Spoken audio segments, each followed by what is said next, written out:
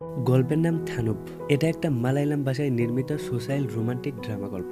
গল্পের কাহিনীটা খুবই ইউনিক। এখন যদি ছোট্ট করে গল্পের সামারি বলি, একটা স্বামী স্ত্রীর কোনো একটা অজানা কারণে নদীর পাশে খোলা জায়গায় দিনের পর দিন ফিজিক্যাল সম্পর্ক করে, কিন্তু অবাক করা বিষয় হলো তাদের কিন্তু থাকার মতো একটা ঘর আছে। তাহলে নদীর পাশে ফিজিক্যাল সম্পর্ক করার রহস্য কি, এটা আমরা গল্পেই জানতে পারবো। তো চলো এখন গল্পটা দেখে আসি। একটা বাসকে দেখিয়ে গল্পটা শুরু হয়। এখানে আমরা একটা কাপলকে দেখতে পাই। এটাই মূলত গল্পের নায়ক, যার নাম প্রতীক, আর এটা হলো গল্পের নায়িকা, যার নাম তিশা। এরা একজন আরেকজনকে ভীষণ ভীষণ ভালোবাসে, কিন্তু এদের দুজনের ভালোবাসা তাদের পরিবার অ্যাকসেপ্ট করে না। এজন্য তারা বাসা থেকে পালিয়ে বিয়ে করে অন্য একটা গ্রামে রওনা দেয়। তিশার পরিবারটা ছিল ধনী একটা পরিবার, তাই তার পরিবার প্রতীককে অ্যাকসেপ্ট করে না। এমনকি প্রতীকের পরিবারও তিশাকে পছন্দ করে না। দেখতে দেখতে তারা একটা গ্রামে আসে। এরপর তারা কম টাকা দিয়ে ছোট্ট একটা ঘর ঠিক করে। মানে প্রতীকের কাছে একটা মালিকের নম্বর ছিল, আর তার সাথে কথা বলেই তারা ঘর দেখার জন্য এখানে আসে। কিন্তু যখন তারা ঘরে ঢোকে, ঘরটা তাদের একদম পছন্দ হয় না, কারণ এই ঘরটা ছিল অনেক ছোট, মানে দেখতে একদম স্টোর রুমের মতো। মালিক তখন এদের দুজনকে বলতেছিল,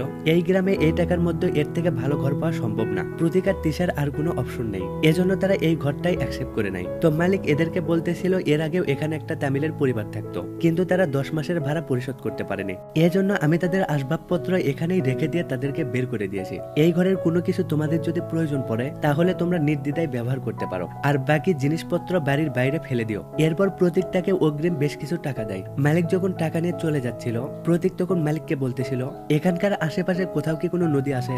মালিক বলে, হ্যাঁ, একটু দূরে একটা নদী আছে। মালিক ওখান থেকে চলে যায়। তিশার প্রতীক ঘরে এসে ঘরটা পরিষ্কার করতেছিল। এমন সময় প্রতীকের বন্ধু, যার নাম সন্তোষ, সে তাকে কল করে। এখন যদি সন্তোষের সম্পর্কে বলি, সন্তোষ সিনেমাতে সহকারী ডিরেক্টর হিসেবে কাজ করে থাকে, আর সন্তোষই মূলত প্রতীক আর তিশাকে পালানোর জন্য সাহায্য করেছিল। এমনকি তাদের বিয়ের টাইমেও সে তাদের সাথে ছিল। আর এখানে তাদের কথাই আমরা বুঝতে পারি এদের আরো একটা বন্ধু আছে, যার নাম সঞ্জয়। তিশার প্রতীক সঞ্জয়ের গ্রামেই থাকতে এসেছে। তো সন্তোষ প্রতীককে বলে, সঞ্জয় কি তোমায় ফোন করেছিল? প্রতীক বলে, না, সে এখনো কল করেনি। সিন এখানেই কাট হয়। ওই রাতে বাসের ভিতর ড্রাইভার, কন্ট্রাক্টর আর গ্রামের বেশ কিছু লোক একসাথে মদ খাচ্ছিল, একসাথে গল্প করছিল। গ্রামের বিভিন্ন ঘটনা একজন আরেকজনের সাথে শেয়ার করে। আর এটা সেই জায়গা যেখানে প্রতীক আর তিশায় একসাথে ভাড়ায় থাকতো, মানে তাদের ঘরের সামনেই ছিল বাসস্টপ। প্রত্যেক দিনই এই বাসটাকে এখানেই রাখা হয়। এরপর তিশার প্রতীককে দেখতে পাই, এরা এখনো ঘরটাকে ঠিকঠাক করছিল। এমন সময় তাদের সাথে দেখা করতে সঞ্জয় আসে। সঞ্জয় প্রতীকের জন্য একটা কাজের ব্যবস্থা করে। এরা দুজন সঞ্জয়কে একটা ঘরে আসতে বলে, কিন্তু সঞ্জয় বলে, না না, দরকার নেই,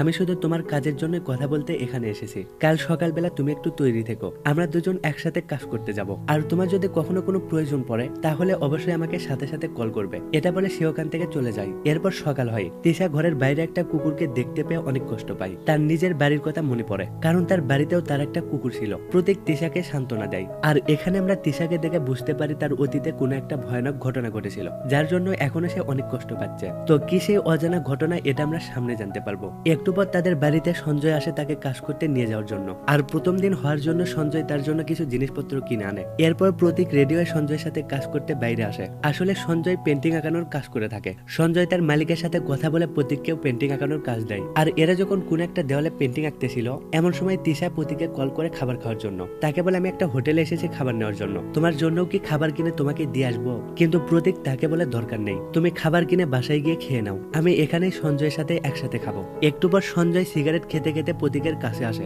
এরপর তাকে বলে সিগারেট খাওয়ার জন্য, কিন্তু প্রতীক বলে, সিগারেট খাওয়া তো আমি একবারে ছেড়ে দিয়েছি, আমি যখন সিনেমাতে কাজ করতেছিলাম তখন থেকেই মদ আর সিগারেট খাওয়া বন্ধ করে দিয়েছি। সঞ্জয় তখন তাকে প্রশ্ন করে, তুমি সিনেমাতেও কাজ করেছো, তাহলে সেই কাজটা ছেড়ে দিয়েছো কেন? প্রতীক বলে, আমার জীবনে এমন কিছু ঘটে গেছে যার জন্য আমাকে বাধ্য হয়ে জবটা ছাড়তে হয়, এমনকি আমার দায়িত্বটাও বেড়ে গেছে। এরপর প্রতীক সঞ্জয়ের কাছেও জানতে চাই এখানকার নদীটা কোন দিকে। সঞ্জয় বলে, তোমাদের ঘর থেকে পিছন দিকে একটু হাঁটলে নদীটা তোমার চোখে পড়বে। সঞ্জয় প্রতীককে তার বাড়িতে ড্রপ করে দেয়। প্রতীক তখন তার বাড়িতে না গিয়ে নদীটা খুঁজতে খুঁজতে অনেকটা জঙ্গলের ভিতরে আসে। এরপর জঙ্গলটা পার হয়ে সে যখন একটা নদীকে দেখতে পায়, তখন সে ভিতর থেকে একটা স্বস্তির নিঃশ্বাস ফেলে। নদীটা দেখে তার অনেক অনেক ভালো লাগে। একটা লোক এখানে মাছ ধরতেছিল। প্রতীক লোকটাকে বলে, এই নদীর গভীরতা কি অনেক বেশি?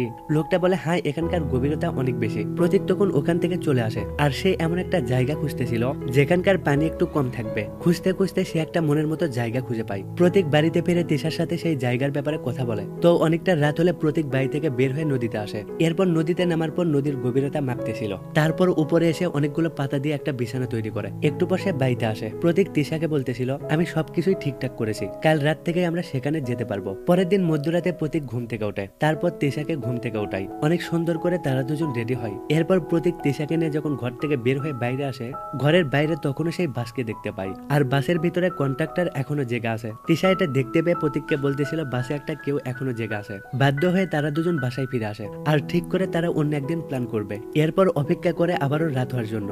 দেখতে দেখতে রাত নেমে আসে। এরা দুজন রেডি হয় নদীতে যাওয়ার জন্য। প্রতীক প্রথমে বাইরে আসে চেক করার জন্য, কিন্তু আজকে কাউকেই সে দেখতে পায় না। পুরো রাস্তাটা ছিল একদম ফাঁকা। এরা তখন লুকে লুকে জঙ্গলের ভিতর দিয়ে নদীতে আসে। এরপর দুজনে একসাথে পানিতে ডুব দেয়, মানে একবার ডুব দেয় একবার উপরে ওঠে। আর এই প্রসেসটা তারা বারবার করতেছিল। এখানে অনেকটা সময় ধরে এমনটা অনেকবার করতেছিল। এরপর প্রতীক তিশাকে উপরে নিয়ে আসে। পাতার মাধ্যমে প্রতীক যে বিছানা তৈরি করেছিল সেই বিছানার উপর প্রতীক একটা কাপড় পারে। তারপর প্রতীক তিশাকে কাপড় খুলতে বলে, কিন্তু তিশা অনেক ভয় পেয়েছিল। তারপরেও প্রতীকের কথায় সে কাপড় খোলে। অনেকটা ভয় নিয়ে একজন আরেকজনের কাছে আসে। আর এখানেই তাদের মধ্যে প্রথমবার ফিজিক্যাল সম্পর্ক হয়। কিন্তু এখানে তাদের মধ্যে ফিজিক্যাল সম্পর্ক করার রহস্য কি? তাদের একটা ঘর থাকার পরেও এখানে তাদের ফিজিক্যাল সম্পর্ক করার কারণটা কি হতে পারে? এরকম একটা কনফিউশন রেখে সিনটা এখানেই কাট হয়। তো কয়েকদিন পর একটা উৎসব চলবে, এজন্য সঞ্জয় আর প্রতীক কাজ করতে ব্যস্ত হয়ে পড়ে। এমনকি কাজ করার জন্য সঞ্জয় প্রতীককে অন্য একটা গ্রামে নিয়ে আসে। প্রতীক তখন তিশাকেও তার সাথে নিয়েছে। কাজ শেষ হওয়ার পর এরা দুজন বাসায় ফিরে আসে। দেখতে দেখতে আবারও রাত নেমে আসে।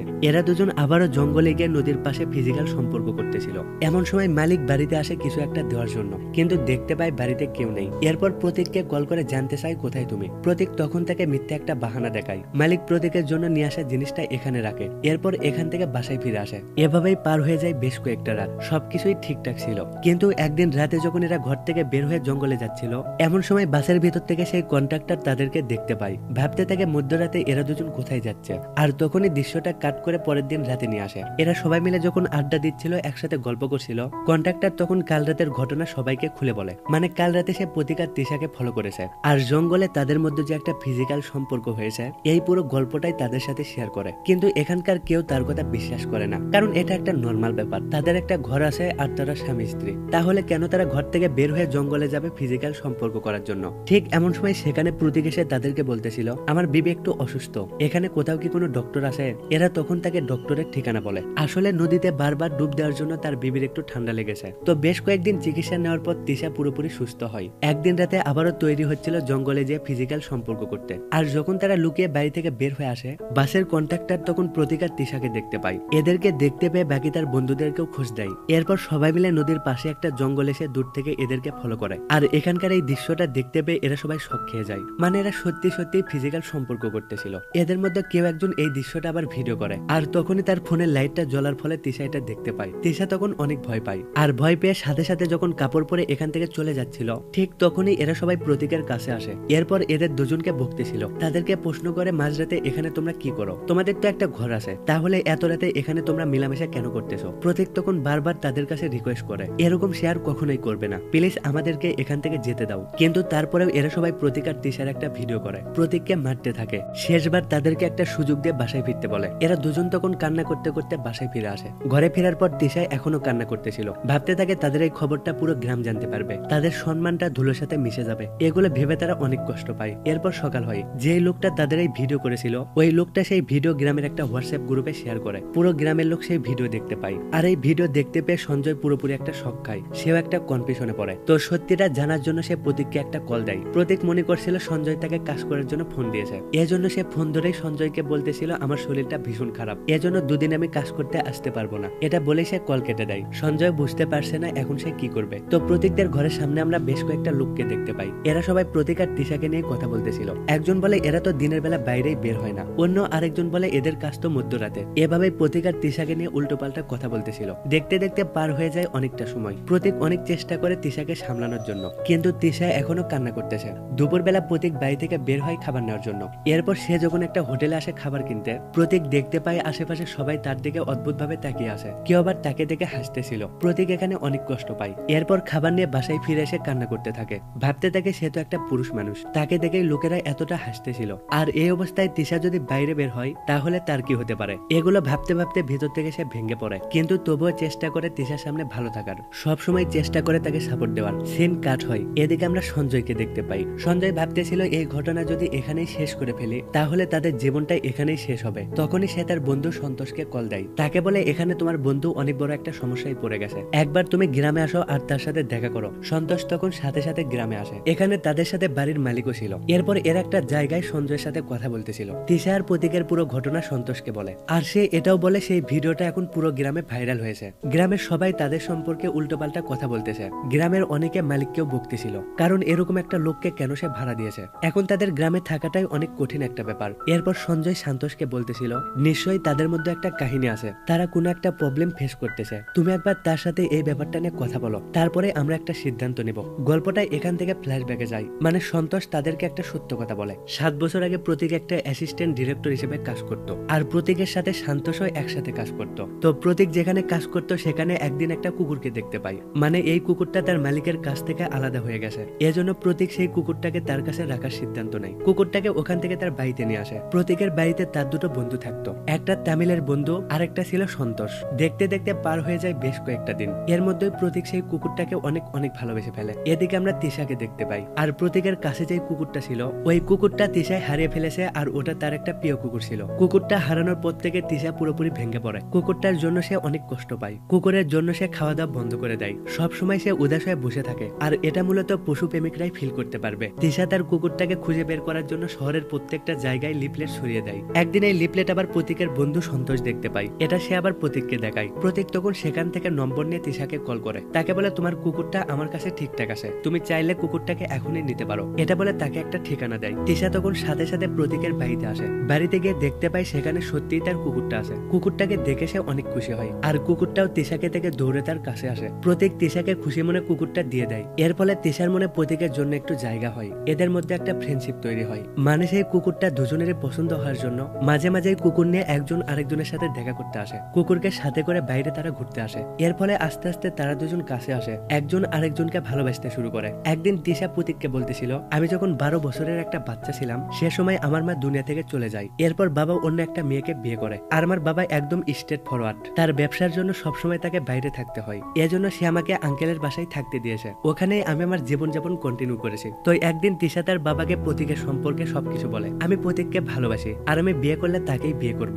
কিন্তু তিশার পরিবার ডাইরেক্ট তাকে না করে দেয়, কারণ প্রতীক ছিল একদম বেকার গরিব একটা ফ্যামিলির সন্তান। পরের দিনে তিশার বাবা তিশাকে না বলে একটা ছেলের সাথে বিয়ে ঠিক করে, আর এটা যখন তিশা জানতে পারে সে তখন সমস্ত ঘটনা প্রতীককে খুলে বলে। এরপর ঠিক করে আজকেই তারা পালিয়ে এখান থেকে চলে যাবে। রাত হলেই এরা দুজন ঘর থেকে বের হয়। পরের দিন সকালে এরা একটা কোর্টে এসে কোর্ট ম্যারেজ করে। বিয়ের পর প্রতীক তার বিবিকে নিয়ে তার বাড়িতে আসে, কিন্তু তার পরিবারও তাকে বাড়ি থেকে বের করে দেয়। প্রতীক আর তিশা বুঝতে পারছে না এখন তারা কি করবে। সন্তোষ তখন তাদেরকে তার বাসায় থাকার জন্য রিকোয়েস্ট করে, কিন্তু প্রতীক তাকে না করে দেয়। সে বলে, এখন পর্যন্ত বন্ধু হয়ে তুমি আমাদের জন্য অনেক কিছু করেছো, এখন আমরাই সবকিছুই অ্যাডজাস্ট করতে পারবো। এরপর সে একটা বাসা ভাড়া নিয়ে থাকতে শুরু করে, আর ছোট্ট একটা কাজ করেই তার সংসার চলতেছিল। তো একদিন তিশার বাবা তিশাকে একটা হোয়াটসঅ্যাপে মেসেজ দেয়। মেসেজটা যখন তিশা দেখতে পায় সে তখন ভীষণ ভীষণ কষ্ট পায়, কারণ তার প্রিয় কুকুরটাকে তার বাবা নিজ হাতে হত্যা করেছে। আর তার বাবা তাকে এটাও বলে দেয় তার বাবাই সেই কুকুরটাকে নিজ হাতে হত্যা করেছে। আর এরপর কখনো তুমি যদি আমার সামনে আসো তাহলে তোমারও অবস্থা হবে সেই কুকুরটার মতো। দেখতে দেখতে বেশ কয়েকটা মাস পার হয়ে যায়। এরা এখন একটা সন্তান নেওয়ার সিদ্ধান্ত নিয়েছে,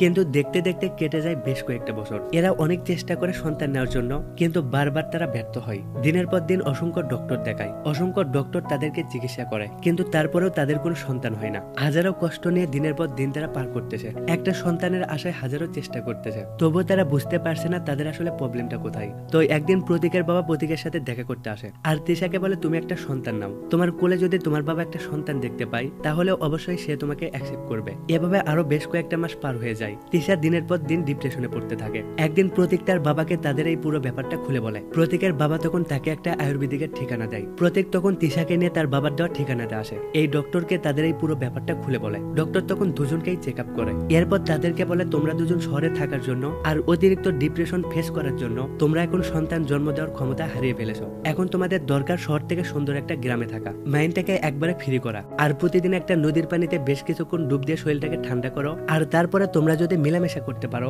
তাহলে সম্ভব তোমাদের সন্তান জন্ম দেওয়া। বারবার ডুব দেওয়ার ফলে তোমাদের শরীরটা ঠান্ডা থাকবে, আর এর ফলে তোমাদের শরীরে অসংখ্য পরিবর্তন আসবে। এগুলো মেডিসিন তোমাদের শরীরে কোনো কাজ করবে না। সমস্ত কথা শুনে প্রতীক বুঝতে পারে না এখন সে কি করবে, কারণ নদীতে ডুব দেওয়ার পর ফিজিক্যাল সম্পর্ক, এটা কি সত্যি সম্ভব? আর বাইরে এটা তারা কেমনে করতে পারবে? কিন্তু দিনের পর দিন তারা অসংখ্য ডক্টর দিকে এসে তারপরেও এখনো তাদের কোনো সন্তান হয়নি। তাদের কাছে আর কোনো অপশন নেই। এখন তারা সিদ্ধান্ত নেয় এটাও তারা ট্রাই করবে। এরপর পুরো ব্যাপারটা তার বন্ধু সন্তোষকে বলে। সন্তোষ তখন তার বন্ধুকে সঞ্জয়ের গ্রামের ঠিকানা দেয়, আর তারপরে তাদের সাথে এমন একটা ঘটনা ঘটে। এগুলো সত্য শুনে বাড়ির মালিক আর সঞ্জয় ভীষণ কষ্ট পায়, বুঝতে পারে এখানে তাদের কোনো দোষ নেই। ওই রাতে এরা তিনজন বাসে আসে, আর সেই দিন যারা তাদের ভিডিও করেছিল তাদের সবাইকে প্রতীক আর তিশার সত্যটা বলে। এরাও সত্যটা জানতে পেরে তিশার প্রতীকের জন্য অনেক কষ্ট পায়, ভাবতে থাকে অজান্তেই তারা একটা ভুল করেছে। তারা সবাই জানতো প্রতীক আর তিশা স্বামী স্ত্রী, কিন্তু তবুও তারা স্বইচ্ছায় ভিডিও করেছে। এরপর পুরো গ্রামের লোককে এক এক করে কল করে, আর যাদের কাছে এখনো সেই ভিডিও আছে তাদের সবাইকে এখনই সেই ভিডিওটা ডিলিট করতে বলে। এরপর এখান থেকে তারা প্রতীকের বাড়িতে আসে তাদেরকে বোঝানোর জন্য, কিন্তু দেখতে পায় ঘরটা বন্ধ আছে। এরা তখন প্রতীককে বারবার কল করে, কিন্তু ফোনটা বন্ধ দেখায়। বিভিন্ন জায়গায় তাদেরকে খুঁজতে থাকে, কিন্তু অনেকটা সময় ধরে তাদেরকে তন্ন তন্ন করে খোঁজার পরেও তাদেরকে খুঁজে পায় না। এরপর সকাল হয়, সঞ্জয় তখন সন্তোষকে ফোন করে অবাক করে একটা নিউজ দেয়, আর সেটা হলো নদীর পাশে তিশা আর প্রতীকের লাশ দেখতে পেয়েছে। এরপর সিন কাট করে যখন প্রতীক আর তিশাকে দেখায়, আমরা দেখতে পাই সত্যি সত্যি তাদের লাশটা নদীর পাশে পড়ে আছে, আর মৃত্যুর আগে একজন আরেকজনের হাতটা শক্ত করে একসাথে বেঁধে রেখেছে। মানে এরকম একটা বদনাম তারা সহ্য না করতে পেরে আত্মহত্যা করেছে। সন্তোষ তিশার প্রতীককে দেখে ভীষণ ভীষণ কান্না করে, আর এখানে তাদেরকেও দেখতে পাই যারা সেই রাতে তাদের দুজনের ভিডিও করেছিল। তারাও এখানে ভিতর থেকে একটা অশান্তি ফিল করে। তারা যে বড় একটা পাপ করেছে, তাদের জন্য যে দুইটা মানুষের প্রাণ গেছে, এটা তারা বুঝতে পেরে অনেক অনেক কষ্ট পায়। তো পরের দিন তিশার প্রতীকের একটা নিউজ পেপারে ছাপানো হয়, আর এখানে আমরা একটা শকিংলি নিউজ জানতে পাই। তিশার পোস্টমর্টম করার পর পুলিশ জানতে পায় তিশা প্রেগনেন্ট ছিল। গ্রামের লোক তখন তিশার এই নিউজটা দেখতে পেয়ে আরো কষ্ট পায়। এরপর কাট কাট করে ক্যামেরা তাদের বাড়িকে ফলো করে, আর এই গল্পটা এখানেই শেষ হয়।